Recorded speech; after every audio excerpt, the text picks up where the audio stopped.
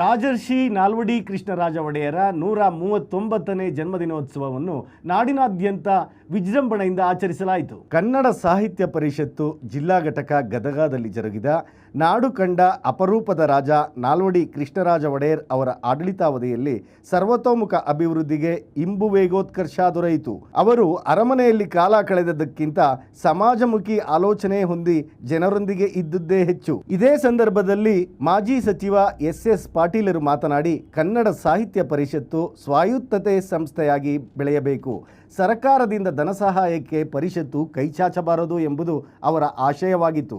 ಕೇವಲ ಕನ್ನಡಿಗರಿಂದಲೇ ಆರ್ಥಿಕ ಸದೃಢತೆಯನ್ನು ಹೊಂದಿ ನಾಡನ್ನು ಬೆಳಗಬೇಕೆಂಬ ಕನಸು ಕಂಡವರು ನಾಲ್ವಡಿ ಕೃಷ್ಣರಾಜ ಒಡೆಯರ್ ಆಗಿದ್ದರು ಎಂದು ಪಾಟೀಲರು ನುಡಿದಿದ್ದಾರೆ. ನಾನು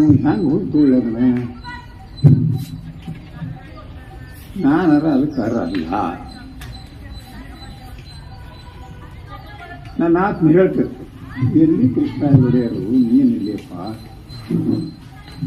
ಆದರೂ ಕೂಡ ಏನು ಮಾಡೋದು ಅಂತ ಹೇಳೋದು ಎಂಥ ಟೈಮು ಅತ್ಯಂತ ಜೋರಿರ್ತದೆ. ಯಾವುದು ರೋಗ ಬಂದಿರ್ತದೆ,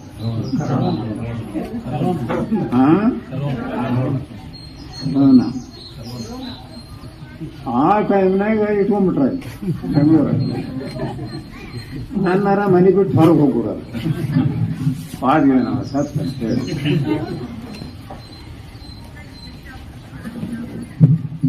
ಆಮೇಲೆ ನನ್ನ ಮಕ್ಕಳು ಯಾರೂ ಹೋಗ್ಬಿಡಿಲ್ಲ, ನನ್ನ ಮಕ್ಕಳು ಯಾರು ಹೊರಗೆ ಹೋಗ್ಬಿಡೋದು, ಬಿಡ್ರಿ ಅದು ಯಾರಿಗೆ ಬೇಕಾದ ಬ್ಯಾಡ್ಬಿಡ್ರಿ ಅಂತ ಶುರು ಮಾಡೋದು.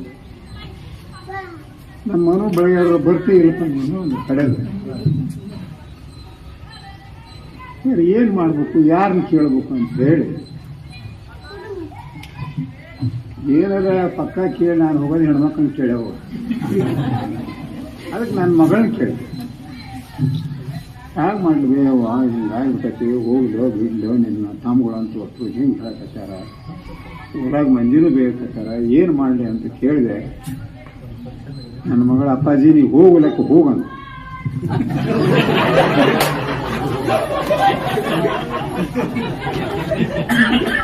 ಹಿಂಗ ಹೇಳಿದ್ರು. ಇಂಥಾದ ಒಂದು ದೊಡ್ಡ ಪ್ರಶಸ್ತಿನ ಎಲ್ಲರೂ ಕೂಡ ಆಯ್ಕೆ ಮಾಡಿ ನೀನು ಕೊಟ್ಟಾಗ ನೀನು ತಿರಸ್ಕಾರ ಮಾಡಿದ್ರೆ ಎಷ್ಟು ದೊಡ್ಡ ಅಪರಾಧಿ ಆಗ್ತದೆ. ನೀನು ಹೋಗ. ಅವಾಗ ಹೊರಟು ಬಹುಶಃ ಅಲ್ಲಿ ಹೋದಾಗ ಎಲ್ಲರ ಮಕ್ಕಳು ಕೇಳೋದು ನೋಡ್ಬೇಕಾದ್ರೆ ಮಗ ಏನು ಪರಿಸ್ಥಿತಿ ಅದು ಎಂಥದ್ದು ಬಂದಿತ್ತು. ಇಲ್ಲಿವರೆಗೆ ಸುದ್ದಿ ಕೊಟ್ಟಿದ್ದು ನಾನು ಮಣಿಕಂಠ ಸೂರ್ಯ. ನೋಡ್ತಾ ಇರಿ ಸಹಕಾರಿ ಟಿವಿ, ಮೊದಲು ಮಾನವನಾಗು. ನಮಸ್ಕಾರ.